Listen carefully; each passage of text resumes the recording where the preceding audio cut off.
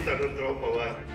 2 जुलै 2023 ला अजित पवारांनी पक्षात बंडखोरी करत शिंदे सरकारमध्ये सहभागी होण्याचा निर्णय घेतला होता।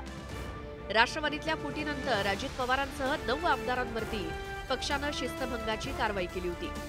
त्यानंतर या आमदारांवर अपात्रतेची कारवाई करण्यासंदर्भात विधानसभा अध्यक्ष राहुल नार्वेकरांना पत्र दिलं होतं। या प्रकरणी आता विधानसभा अध्यक्षांसमोर सुनावणी होणार आहे। 6 जानेवारीला राष्ट्रवादीच्या दोन्ही गटांकडून याचिका आणि त्यावरील उत्तराची कागदपत्र एकमेकांना सोपवली जाणार आहेत। 2 दिवसांनी म्हणजेच 8 जानेवारीला याचिकेसाठी अधिकची माहिती जोडण्यासाठी वेळ दिला जाणार आहे। मात्र 9 जानेवारी नंतर ऐनवेळी कोणतीही नवी कागदपत्र जोडता येणार नाही। पुढे 11 आणि 12 जानेवारीला याचिकेशी संबंधित कागदपत्रांची पडताळणी केली जाणार आहे। 14 जानेवारीला सुनावणीत कागदपत्रांचा समावेश करण्यासाठी अथवा एखादा संदर्भ वगळण्यासाठी अर्ज करता येणार आहे।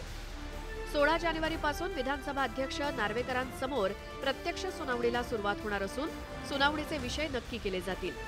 त्यानंतर 18 जानेवारीला प्रतिज्ञापत्र सादर करावी लागणार आहे। पुढे 20 जानेवारीला अजित पवार गटाच्या साक्षीदारांची उलट तपासणी होणार आहे। तर 23 जानेवारीला शरद पवार गटाच्या साक्षीदारांची उलट तपासणी होईल।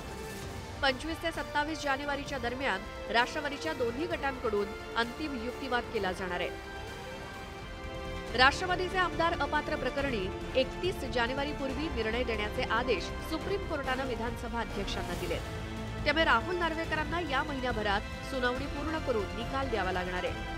मात्र विधानसभा अध्यक्षांच्या निकालावरती अजित पवारांसह त्यांच्यासोबत मंत्रिमंडळात सहभागी झालेल्या राष्ट्रवादीच्या मंत्र्यांचं भवितव्य अवलंबून असणार आहे।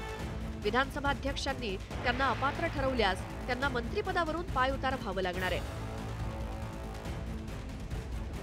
शिवसेना आमदारांची अपात्रतेबाबतची सुनावणी संपली आणि अखेर राष्ट्रवादीच्या आमदारांची अपात्रतेबाबतची सुनावणी उद्यापासून विधानसभा अध्यक्ष राहुल नार्वेकर यांच्या विधिमंडळ कार्यालयात सुरू होणार आहे। 6 जानेवारी ते 29 जानेवारी अशी जवळपास 23 दिवसांची मॅरेथॉन सुनावणी असणार आहे। या सुनावणीमध्ये शरद पवार गट की अजित पवार गटाचे आमदार अपात्र होतात याकडे संपूर्ण महाराष्ट्राचं लक्ष लागलेलं आहे। व्हिडिओ जर्नलिस्ट अर्जुनसह मी तुषार रुपनवर, न्यूज 18 लोकमत, मुंबई।